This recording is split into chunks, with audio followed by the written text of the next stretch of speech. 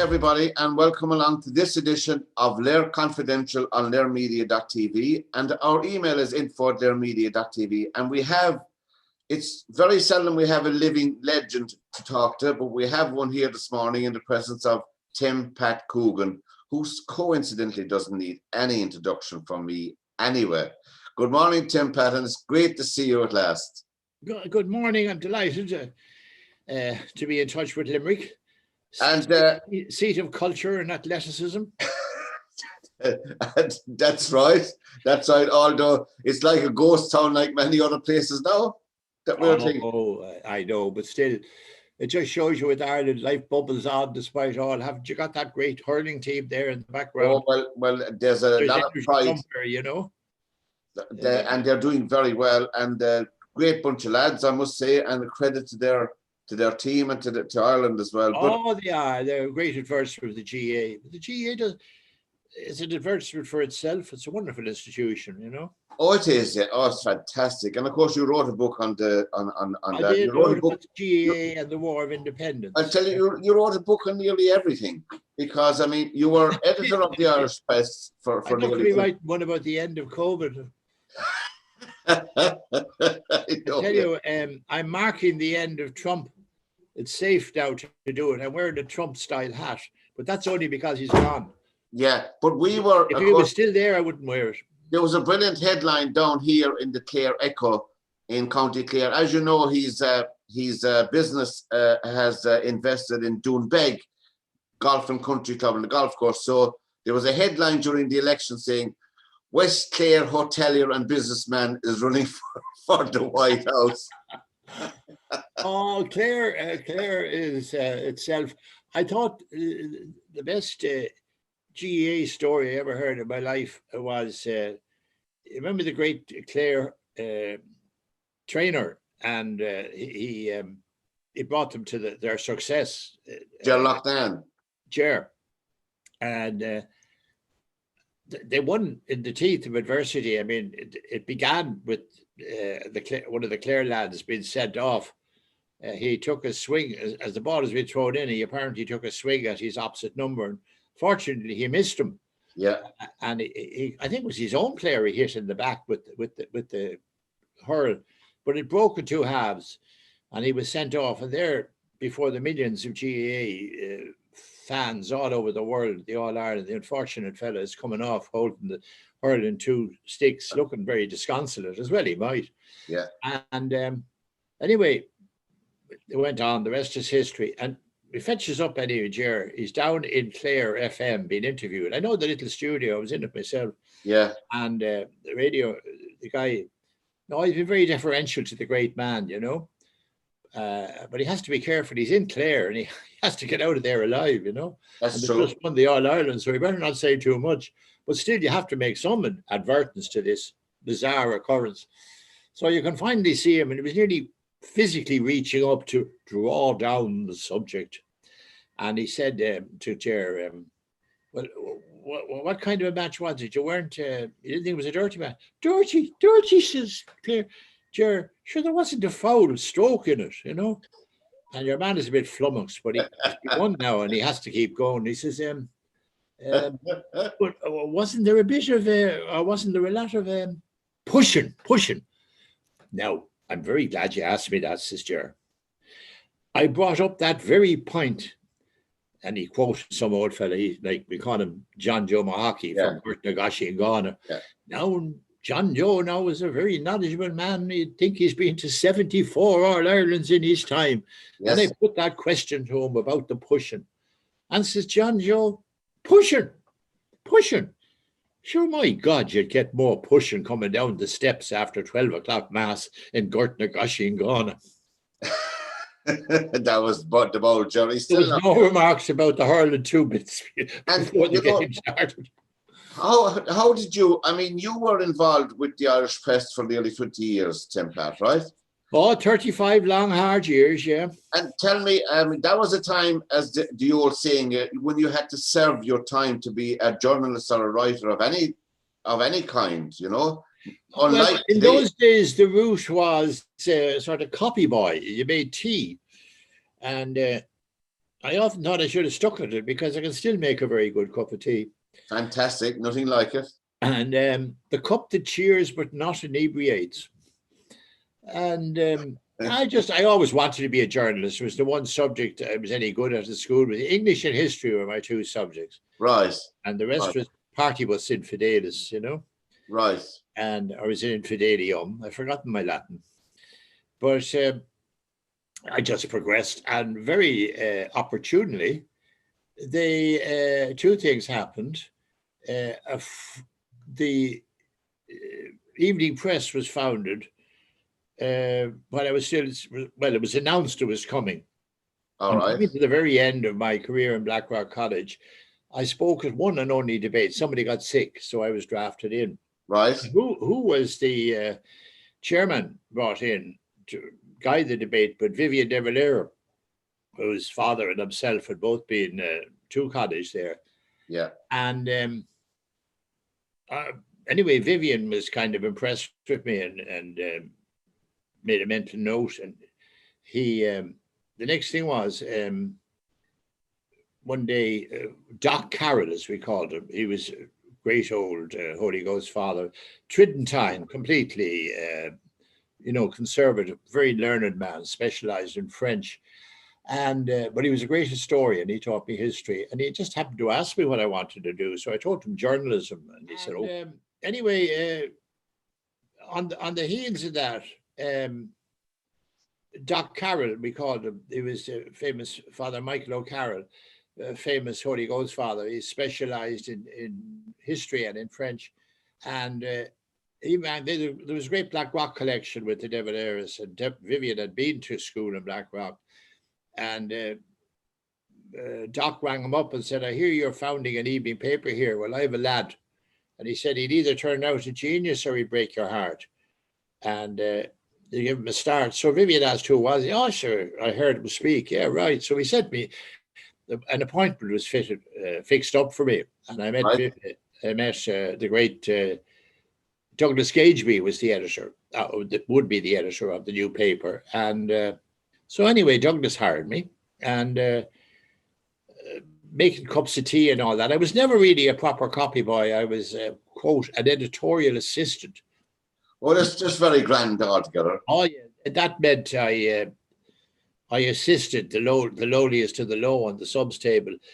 But I graduated from that pretty rapidly to becoming my handwriting was so bad that whatever notes I was meant to be taking about the progress of the copy from the time it left the sub-editors to the time it came back from the printers. There was always war between the printers and the editorial section. Industrial relations in the press were appalling. Anyway, I graduated to becoming a sub-editor, and I was quite happy there. And I was eventually, I was deputy editor of the Evening Press, a different atmosphere, different ambience altogether to the Irish press, which had the old Fianna Fáil, Fine Gael antagonism and older staff. And it wasn't as pleasant an ambience. But anyway, the press was going down. It was losing 20,000 circulation a year. And Vivian asked me to take it over. And what kind of a man was he to deal with, Vivian de Valera? He was, in his good moments, he'd say to you, "Look," he'd say, myself and Liam Cosgrave, if we were to write books, we'd have the same title, Growing Up in the Shade.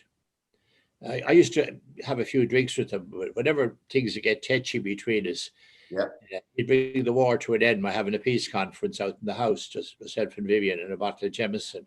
Yeah. And the Jameson and the war would disappear, and I'd agreed to stay on for another while. And I was wrong. I mean, what I had intended to do was to become a writer. And just when I was deputy, I carried on then. But there was, it was let drift. They didn't invest in it over the years. They got old, and then he gave it over to his son, who had known background in journalism, whatever, good, bad, or indifferent. And they didn't bring in outside talent. They appointed as their chief executive a man, the editor of the Sunday Press, Vincent Jennings, and the Sunday Press at that time was losing circulation hand over fist.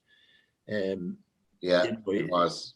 He hadn't been a splendidly successful editor, so of course he didn't make much fist to the business end either. And as I say, industrial relations were bad, and there was always union trouble, and the whole thing had imploded. It collapsed under its own weight, and went out of business. It was a great shame because in its day, the newsroom and the literary section of the Irish Press was the best in the country. And to this day, there are still top-class journalists all over the world who got their training in Burkey, But by that time, anyway, I was gone. They turned it into a tabloid. I couldn't wear that. Right. Now, previous to that, Tim Pat, just to back up a bit, when did you actually get into writing? You published a book in 1970. Was that your first? No. Ireland Since the Rising was published in 1966. That was your first one? Yeah, it was my first book. I mean, I used to write all along. I'd write short stories and things, I was always torn, if you like, between journalism and writing. But in the Ireland of those days, I was married and had a growing family and a mortgage and the usual, yeah. An overdraft and a thirst. Never forget the thirst. And it all added up. I mean, it kind of narrows your options.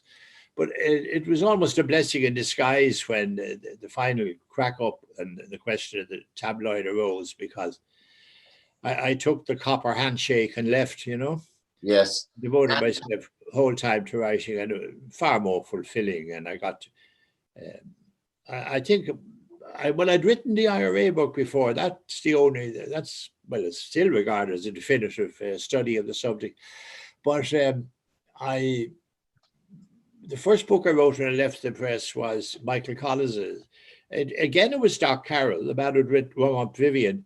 He wrote to congratulate me when I left. I remember his note said, "Congratulations, the best is yet to come." And he said, "Look, the Collins family are looking for a biographer of Michael Collins. It's his anniversary." And I'd been commissioned by Hutchinson of London to do a biography of Sean Lemass, whom I greatly admired. But as a subject to catch your imagination, he wasn't on a par with Michael Collins. No. So I suggested to Hutchinson, the late Frank Delaney was their kind of foreign editor, and he had contacted me. He knew me from Ireland. And I suggested I do Michael instead of Sean. And so it went, and it kind of rediscovered Michael Collins. I mean, generation didn't know him or didn't know anything about the origins of the Civil War or what he and his cohort had done during the Anglo-Irish War, how they brought about. Absolutely not, Tim Pat, and as well as that, it needed to be done. Of course, that was a centenary, but getting back to De Valera, you said, well, when you spoke about the book on the 50th anniversary of the 1916 Rising, of course, all our history stopped at school in 1916. Yes, it did, of course. And I mean, you're seeing the last gasp of the Orange and Tory liaison now. I mean, there was no need for 16. It shouldn't have happened. If the Orange card had not been played, Randolph Churchill's famous thing, if the old man goes for home rule, then the orange card is the one to play. That was the old man being, the grand old man being Gladstone. Yeah. I mean, people don't realize, there were several elections and several votes before that. And the Irish people as a whole voted by huge majorities. I mean, 3-1 of it, about the least of them, for home rule democratically. But this abortion of that democratic will to whooping up the Orangemen and founding the UVF and getting in guns under the eye, with the connivance, indeed, of the police and the army and the Navy. People don't realize the part the Royal Navy played in the gun running and letting it through, from Hamburg. And so the IRB just took advantage out of it. We're going to have orange volunteers, we have green ones.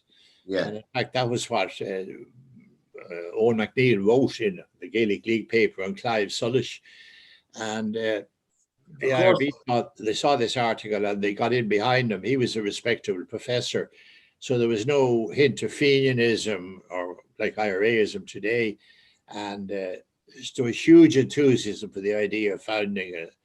It was only a counterbalance. If force was used to stop Home Rule coming in, then they would resist that.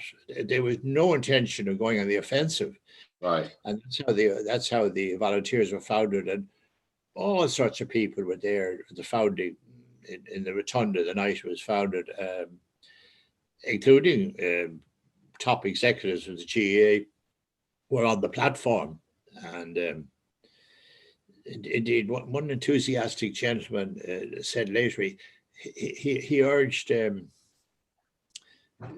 fellas trading for the GAA and playing matches, now lads, join the volunteers and learn to shoot straight. He didn't mean shoot a goal either, but it wasn't founded for that. And it was always the two strains in the GAA. It's there to this day, the purely athletic and cultural, and then people of a naturally the same sort of outlook, a physical force nature.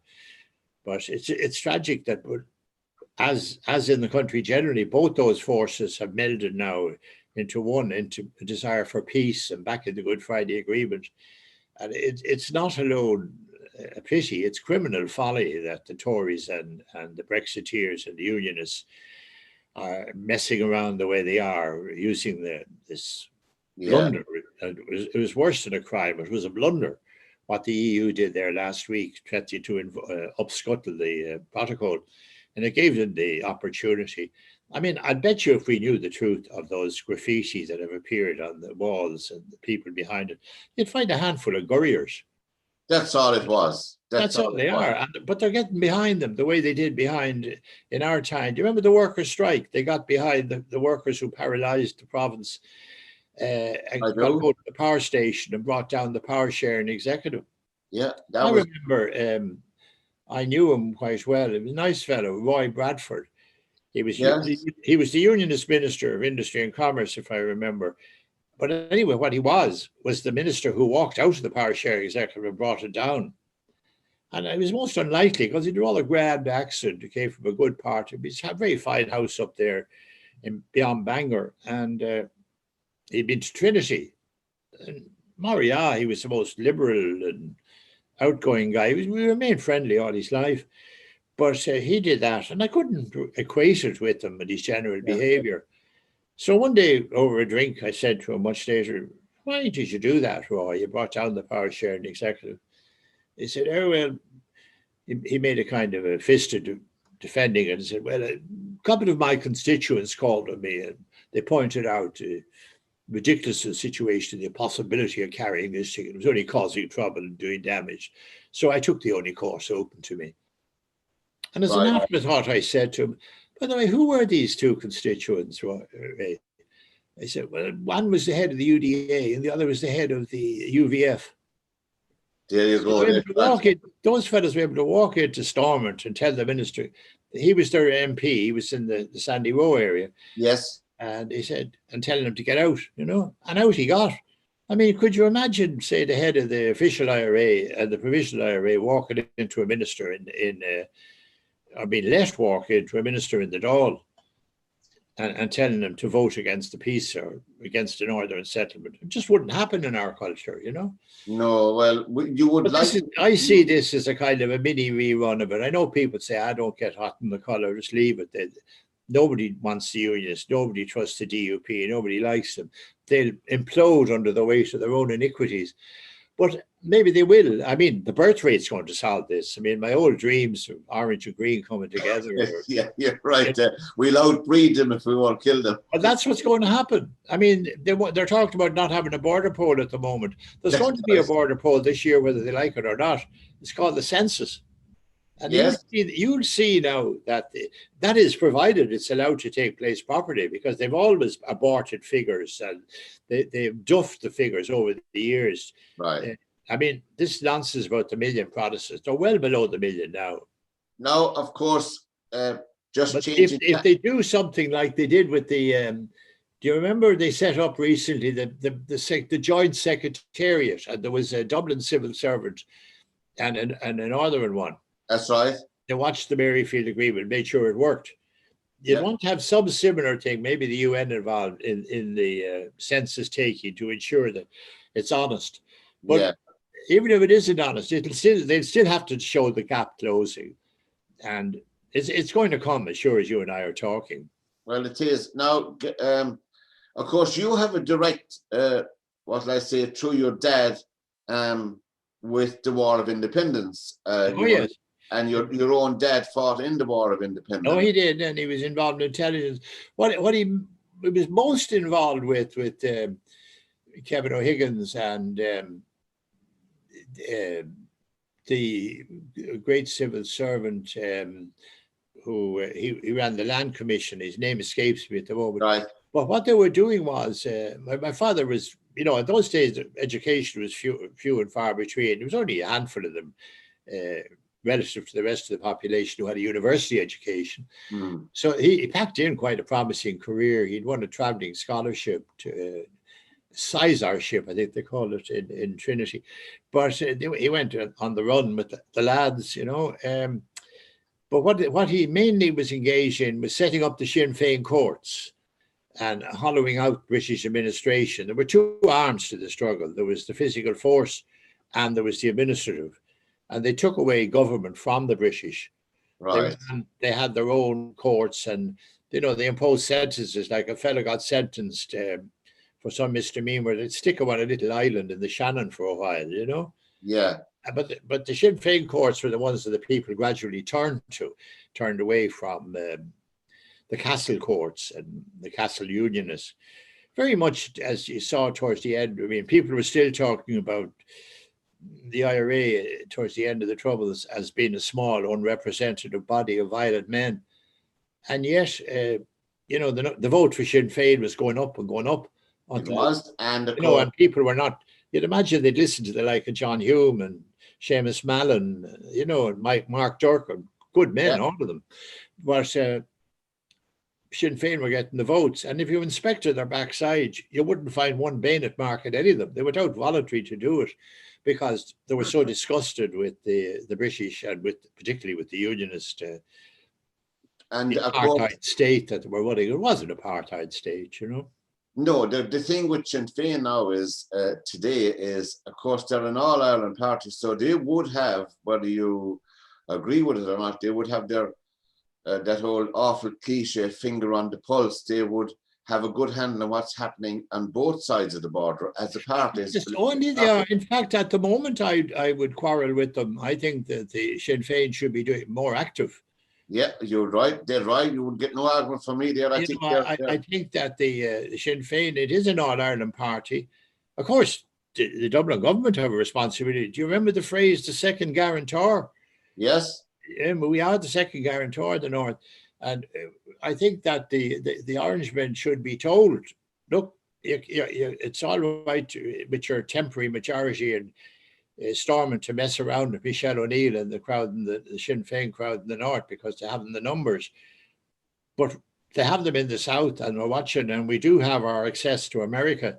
I mean, I'm sure I'd be very disappointed, in fact, if it were not the case, that some of our very bright diplomats are already in touch with Joe Biden's administration.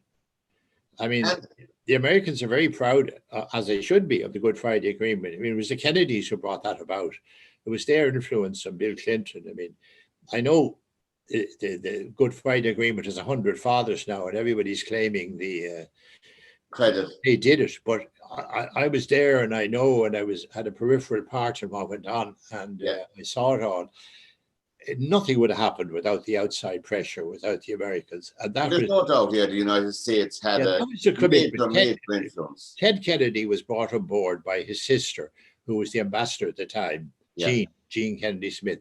She was great. And Ted listened to what he called the little sister. She wasn't really his little sister, but I think, I think she's 4 years younger than him or something like that. But anyway, they trusted her judgment, and I thought he was a fine politician myself, not because he was. He did very good. I mean, he was Yeah. entirely on the side of the underdog and He the was. traditional. I mean, Donald Trump wouldn't have got in if the Democratic Party, I know there were multimillionaires, the Kennedys, and there were patrons of the arts and so on, but they did have the working man, the old Irish vote, the fireman, Yeah. the cop, the maid, Bridget.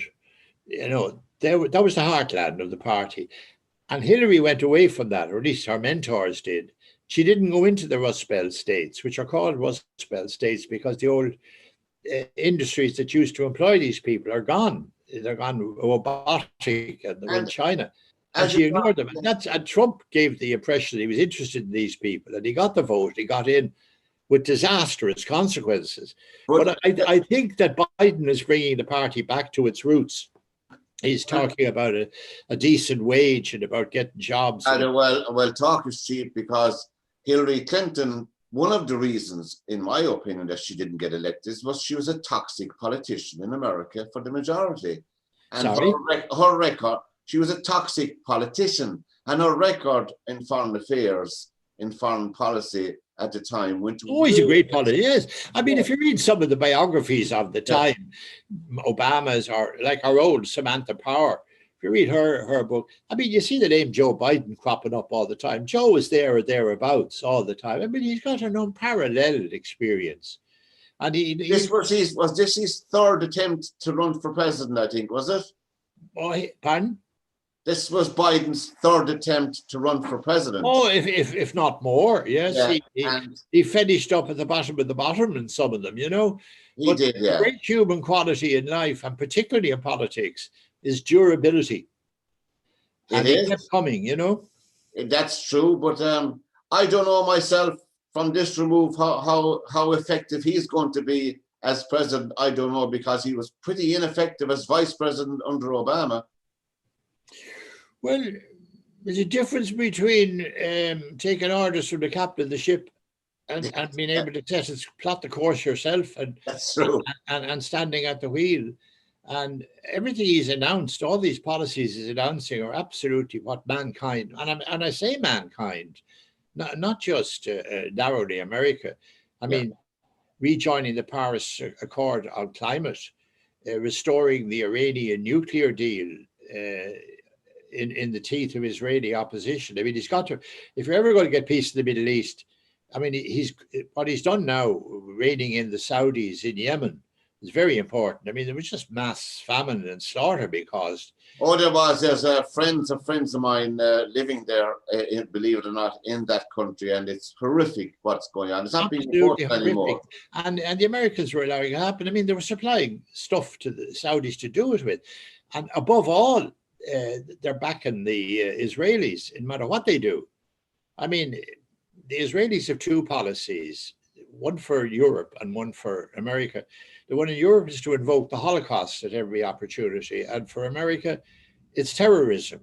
And of course, after 9/11, terrorism is a terrible resonance, as you can imagine, in the States. Plus, of course, the Zionists are so well organized. But of course, we're very hesitant in Ireland and Europe with the horror, the obscenity of the Holocaust, of being represented as being anti-Jewish or anti-Semitic. But in fact, it's not so. I mean, they're riding roughshod over the Palestinians.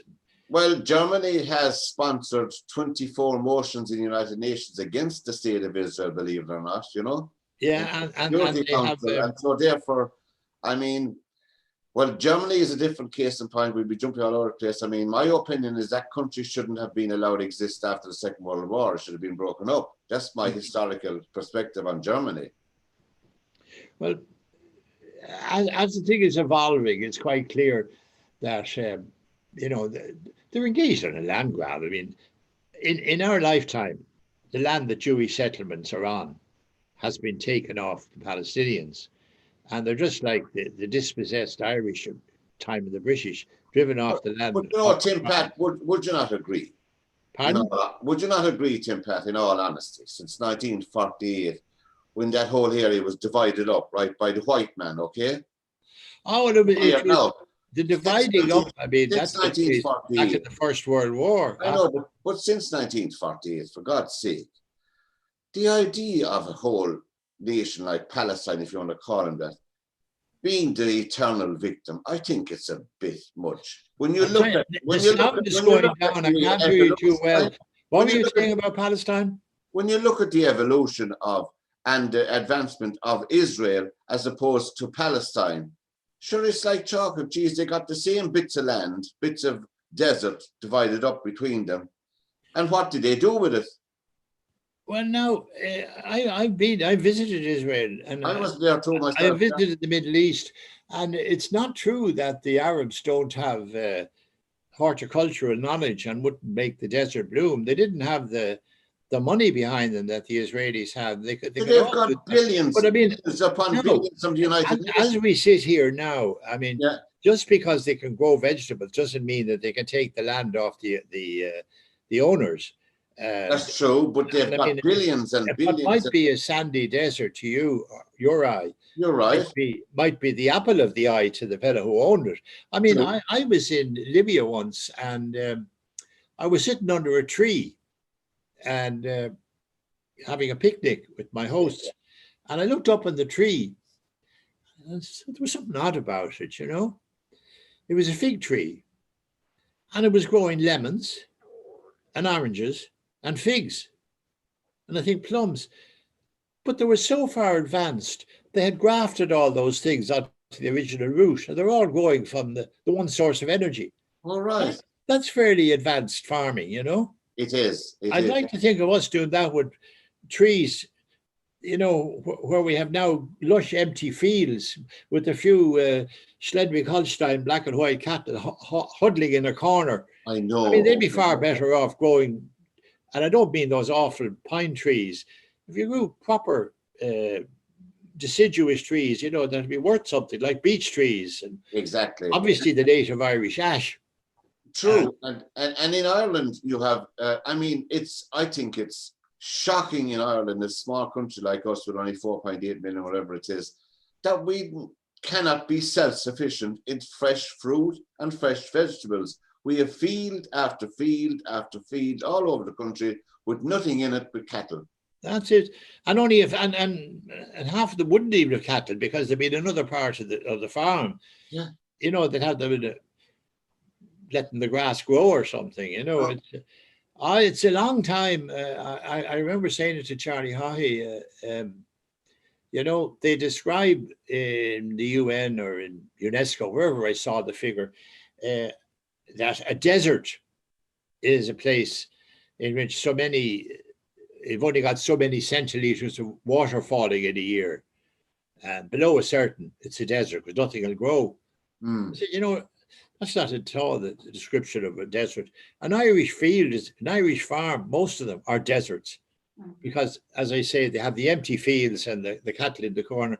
And now we're told that they're adding to the carbon footprint and that the meat is bad for you and so on. I mean, if they'd even, as you say, grow vegetables, if that was what we switched to, I know it's not easy to turn the liner around. You know, it needs a lot of water space to turn around, and the farmer would need that too, and he'd need backing and more. And it's coming all right. Teagasc got the effect of it, and moderate young farmer, and particularly the moderate young farming woman, they're very different to what they were. But and you know, can you remember yourself when they were canvassing when we voted? Did you vote yes to join the old EEC? Oh, I did. I'm a great believer in it. Yes, I mean, despite things like the recent debacle. Yeah, but I mean, you've got to, if you to stand back a bit and look at our society, look at it with the historian's eye, what EU membership has meant, particularly for women's rights. It's phenomenal, you know. Yes. I mean, the Irish politicians, the most venal and corrupt in Europe for many years. I mean, they ran from the bishops. They ran from the like of John Charles McQuaid, or indeed your own Jeremiah Newman. I remember he's a good man, but because you didn't come out against him if you were a local politician. Absolutely not. You're dead right there. And you think that? I mean, even contraception. You know, it was. I remember. I know. some young American journalists, I was kind of sort of looking after one of them, a girl. I printed her first article. I'm happy to say now she's one of the stars of the Washington Post. But I remember right, yeah. she looking in amazement at Charlie Haughey was making a speech, and he was talking. He was going against contraception or something. She couldn't believe it, in West Europe, that this would be the case.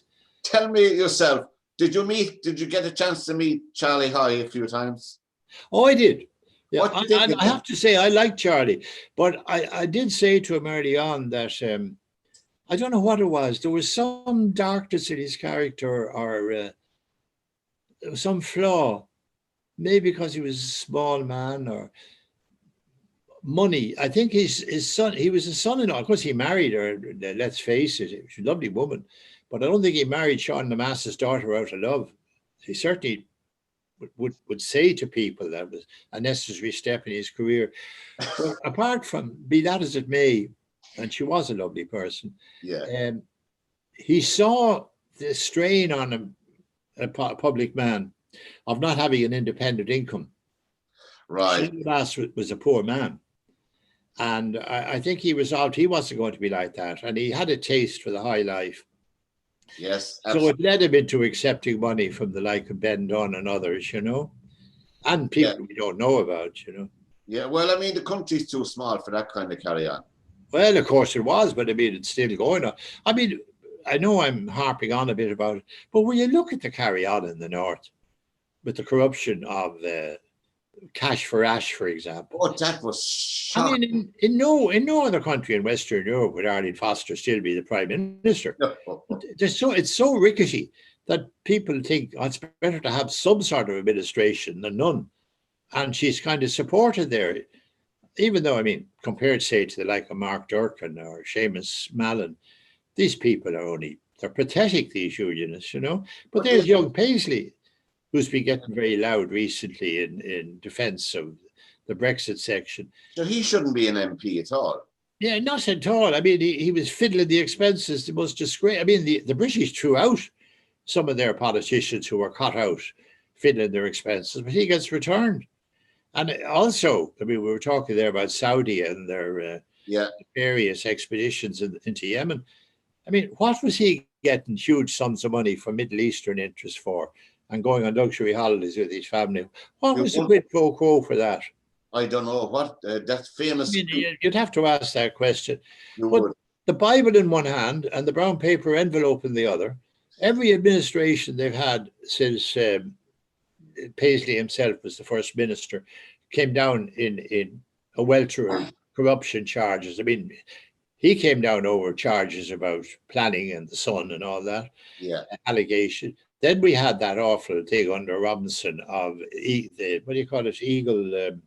Oh yeah, it was actually our debt, the bank debt in the North, that was gathered up, 7.25 billion of it, and we, of course, the taxpayers to pay that.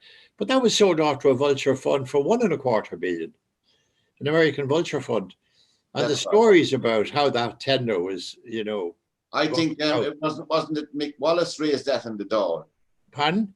Mick Wallace raised all those questions in the door before he left about that carry on with the money in Northern Ireland. I don't suppose we can throw stones, but it doesn't. No. It doesn't make what they're doing in the North any less malodorous, No. I mean, this will be my last comment in the North. But what struck in my craw there was the recent thing. Do you remember the stormer came down the last time? Yeah. Well, they had a provision in the Good Friday Agreement, which was, I mean, that document, by the way, was an SDLP document. It really wasn't a Sinn Féin or Dublin government. It was a work particularly of the late Seamus Mallon and Mark Durkan. And they were very wise and far-seeing in their drafting and what they put in it or got in it. And one of them was a provision whereby if there was a special interest, a really important issue of prime significance, that could not go through on the nod in the Parliament. It would have to have 80% We'd have to have general acceptance. I mean, take the extreme example. You couldn't tell the Sandy Row or the Shankill that they could get the dole if they didn't go to mass, and vice versa. And yes. I mean, something as big as that, you know? Yeah, yeah. But the way that the Unionists, DUP in particular, interpreted that was they invoked that provision 81 times. Can you believe that? 81 times. Some of them as tiny little episodes of a parish pub nature, not great national issues, to block everything that Martin McGuinness and the others wanted to bring in. Yeah. At the end, he just, threw his hat and walked out. Yeah. And because, I mean, he and Jerry Adams. What do you think? We have to put the two of them together, I think, in one respect, because they soldiered together for. I beg your pardon? What did you think of Adams and McGuinness, of their, I suppose, approach from one extreme to the political? Oh, I think they matured. I think they became statesmen, and they showed enormous courage there towards the end. Yeah. I mean, Martin might have been a bit different because of the Derry and different atmosphere, and he was a real folk hero in the area. Yes. And Adams is to a degree, but Belfast is Belfast. And you saw them with bodyguards. They weren't for protection against the British or against, they were to a degree, or against the Orange element. Their own. It was their own, of shooting in the back, but they had to show the courage to stand up to that. They did. I mean, of my knowledge, as they say, I know of meetings in country farmhouses and fellas being taken out meeting in car parks to get into the backs of van, didn't know where they're going to end up, out to darkest Tyrone someplace. Yeah. Ending up, with the finger up, arguing in kitchens with fellas. We're not selling you out. Vote for this agreement. It's going to bring peace. We'll get there. We'll get.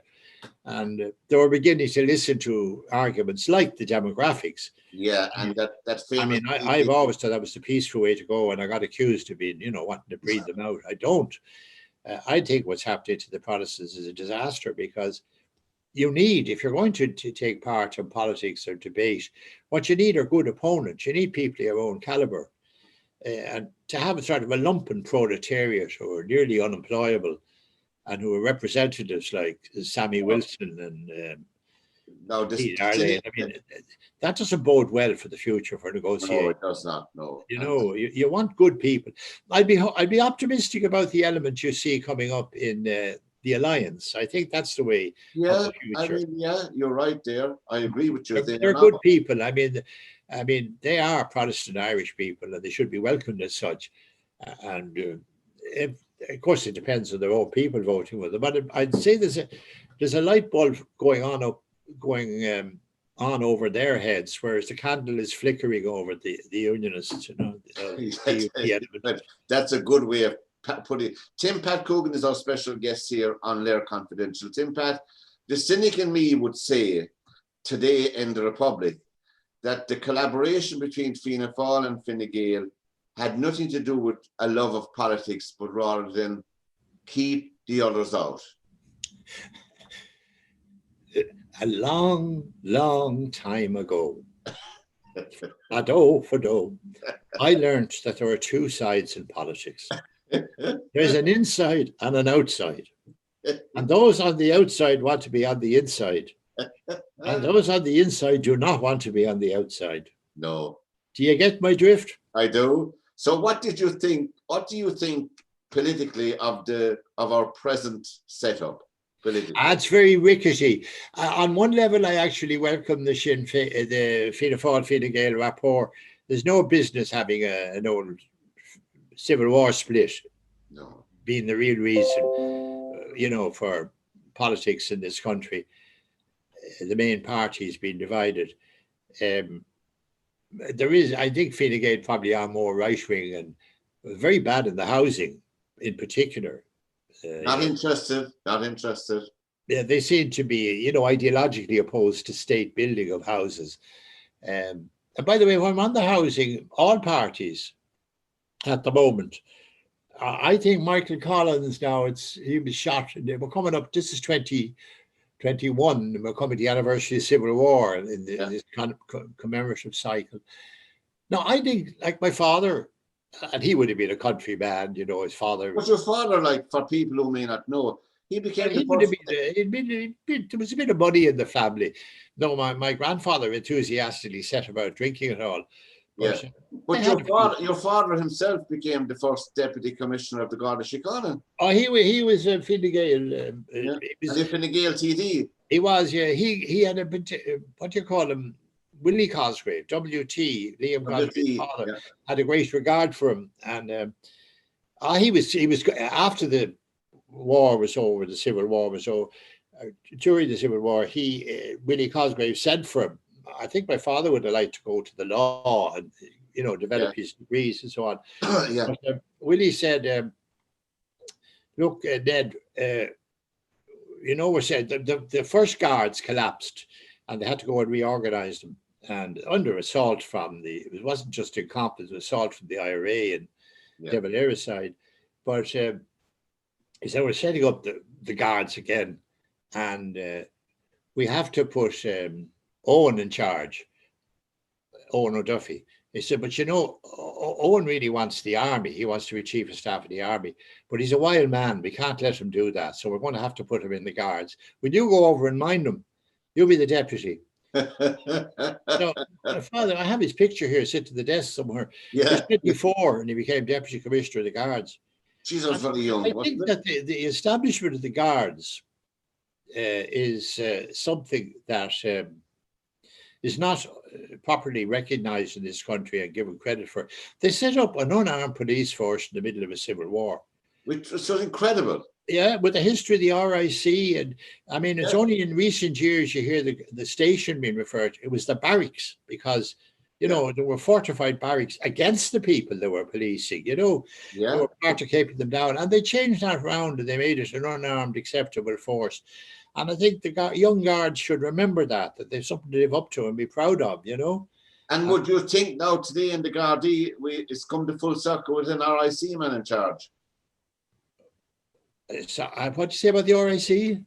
The Gardaí have come full circle now with the PSNI man in charge. Well, I mean, it's a pity that had to come, but he's a first-class policeman, let it be said.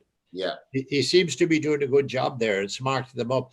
But there are still things I'm not happy about at all. Well, look, the drug trade, I know, but look, I'll just touch on one thing that's highly controversial, but the question of the traveling community. And now I think that the women in the traveling community are probably amongst the most long-suffering and noble in some ways body of women in the country, but what they put up with.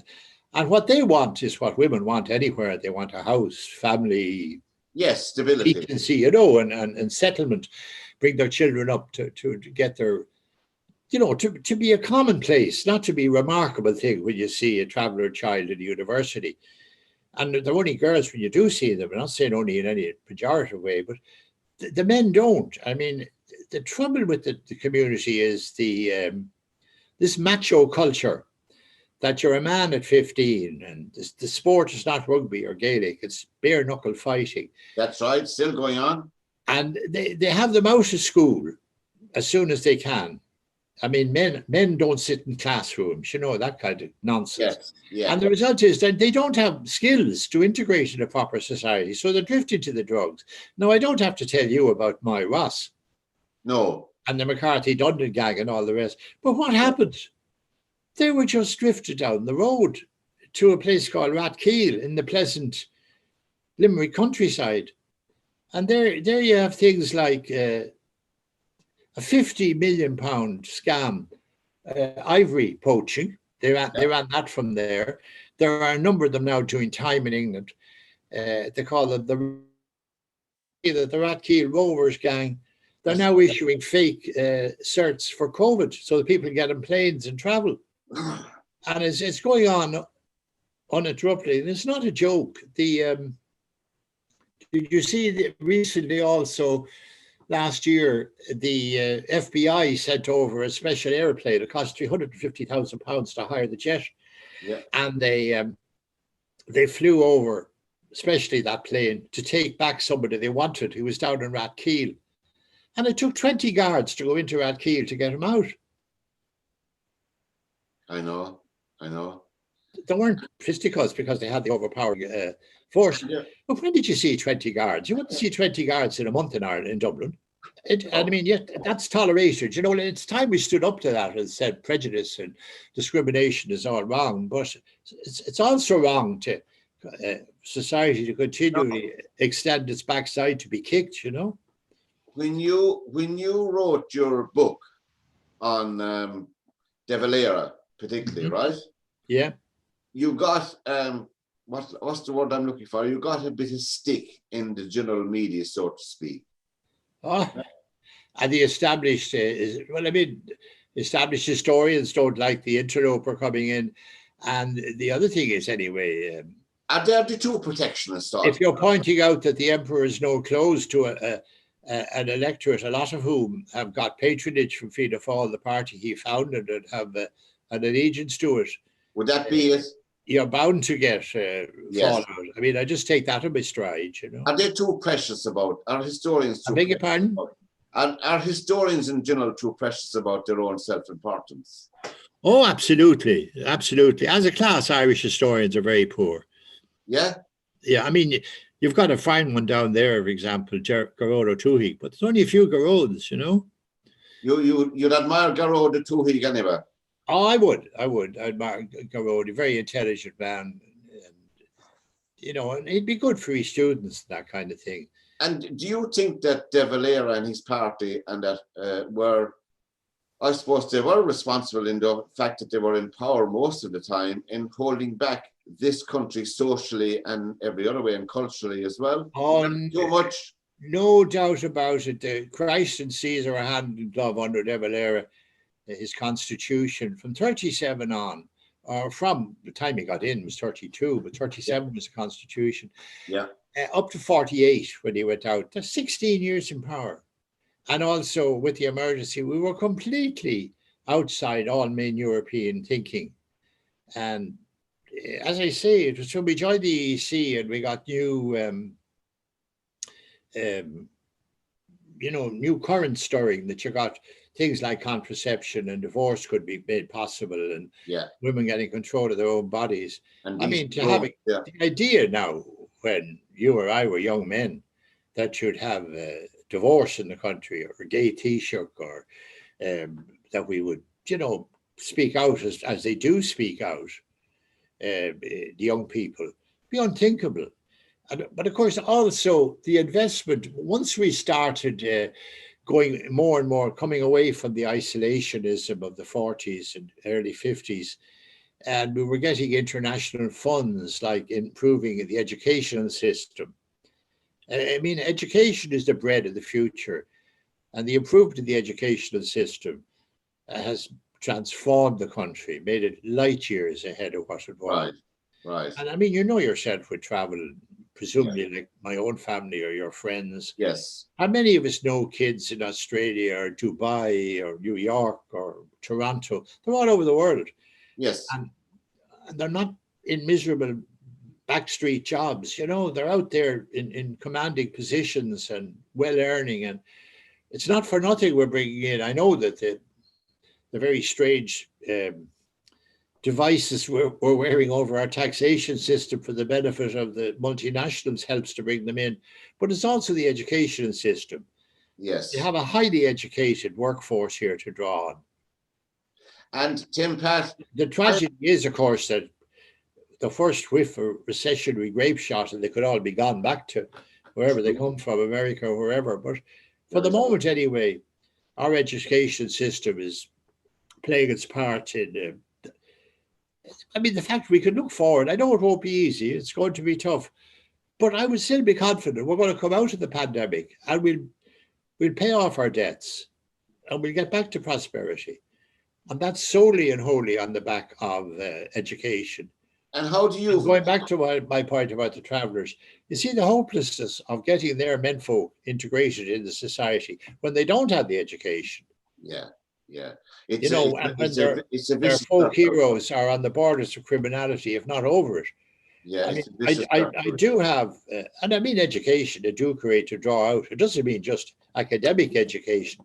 It Yeah. means helping to fulfill your potential, your destiny. That's right, and be a proper father and husband and uncle and all of that growing up. I'm sorry. You're I think so I don't know whether it's the zooming or my body or the advancing years, but I'm finding it hard to hear you.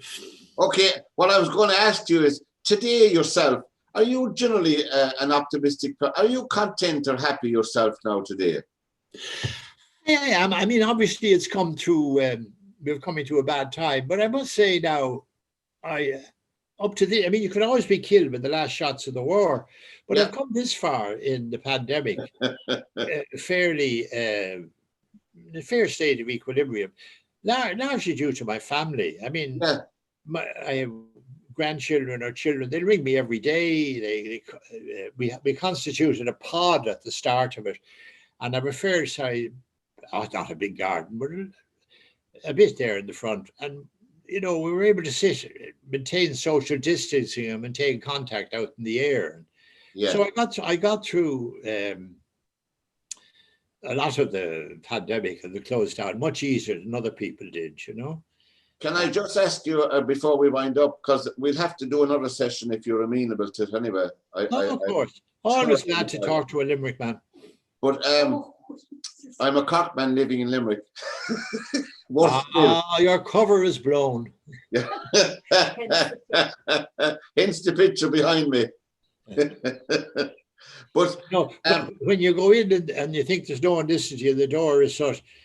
You have a framed picture of the Lee, and you mutter an imprecation. I'm in Stab City. I'm in Stab City. I'm in Stab City. I know it took an awful long time for Limerick itself to, I suppose, but they did get a grip on the gang. They did. I know, but some of the problems now I was referring to, they're still lingering on. I mean, Rathkeil is not that far from my Ross. But of course, some of the problems in places like Limerick and Dublin and Cork so much was the appalling segregation of housing pursued by the state. The apartheid housing system, I would describe it as. We Dublin was kind of a laboratory of a lot of that. I mean, some of the houses was one up the back of me here, social housing, Sallynoggin, and of course Ballyfermot and Ballymun and all these places.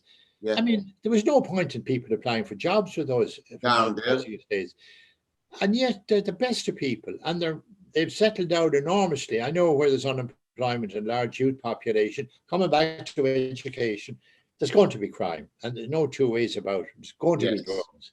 But by and large, all those problems they're either ironed out or in the process of being. I mean, this is a national scandal, this drugs feud, and these Kinahans being allowed, the Kinahan Hutch thing, and all the gangsters and crime people who are being let roam the land and fueling their activities by rotting the population with drugs. All of that is, you know, it's a national challenge. It's on the level of the pandemic or any other, national scandal and national threat. And it's got to be addressed. One of these days, it'll have to be addressed. The final political question for me is this, two-part is, can you see a Sinn Féin government in the Republic? I didn't quite get that question. Can you see a Sinn Féin government in the Republic? Oh, yes, they'll have to. I don't know, they'll have to lie down in front of the door to stop them. But look, it's an organic thing. It's Irish history, it's physical force tradition. Go back. Crumlin Éire morphed out of the original Sinn Féin party, which in turn morphed out of the opposition to Home Rule. Yes. And that in turn morphed into Crumlin Éire, into Fianna Fáil, Clanna Public. You had all the different shades of Labour, left-wing parties, and they all laid down the pike and took up the plough, as it were. And that's a natural, organic process to be welcomed. And you really know that Sinn Féin have arrived when you have people, their own supporters, north and south, criticise them. You're doing nothing for the worker, you're doing nothing for the poor, the same way they'd criticise Fianna Fáil or Fine Gael. Yes. But by that time, I would confidently expect to see them in power. I mean, if you had asked most people would have thought, well, they would have said I need a head examined when I was prophesying that that's what would happen in Northern Ireland. Now, why wouldn't it happen in Southern Ireland? Why not? Why It's not one indeed? island after all, one people. Why not indeed? And it's too small to be divided, but it's chin scale. We might cover that next I time. think these are good evolutionary things, and I think it's right that the Greens should have a voice and people before profit. People who highlight these, we're building a lot. I mean, there's a lot to be proud of, but it's a lot structurally, organically wrong. I used to walk a lot when I was a kid. Yeah. A young man, I mean, you know. And one of my favorite walks was a few miles from me here. Used to be the site of a point-to-point, Lahanstown, and there was a famous old little church near, beautiful church, where going back to the days of 98 and the yeomanry, there were all kinds of superstitions about them digging up the body of a beautiful woman and abusing her, using her for target practice. And to walk by that on a summer's evening, you know, you really had to have good nerves because you're nothing but countryside all around you and the moon rising and trees. You're out in the country. Well, the other day now, a daughter of mine took me for a drive up that way. And near this church, which I used to go by, it took courage to walk by it, I can tell you, after sunset. Yes. One day I was going by and my dog suddenly stopped and went down and growled. And I said, oh, mother of God, this is it. And I remember picking up 2 stones. And I said, well, we'll see there's a stone go through a ghost.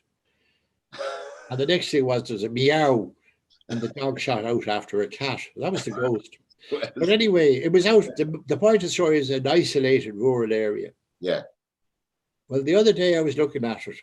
I climbed over, I climbed up to a 5-bar gate, looked into the fields around. And here they are all laid out. Paths, yellow tape, even lamp standards up. They're all prepared for building. And what's going to be on them? Rent-only houses, rent-only apartments, owned by non-nationals.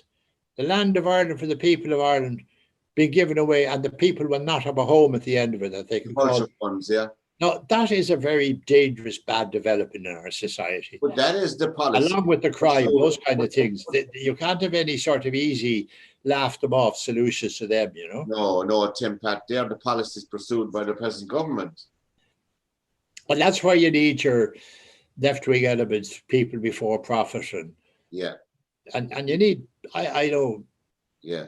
People have land or they've invested in property and they don't want to see the risk of house property coming down if they build social housing.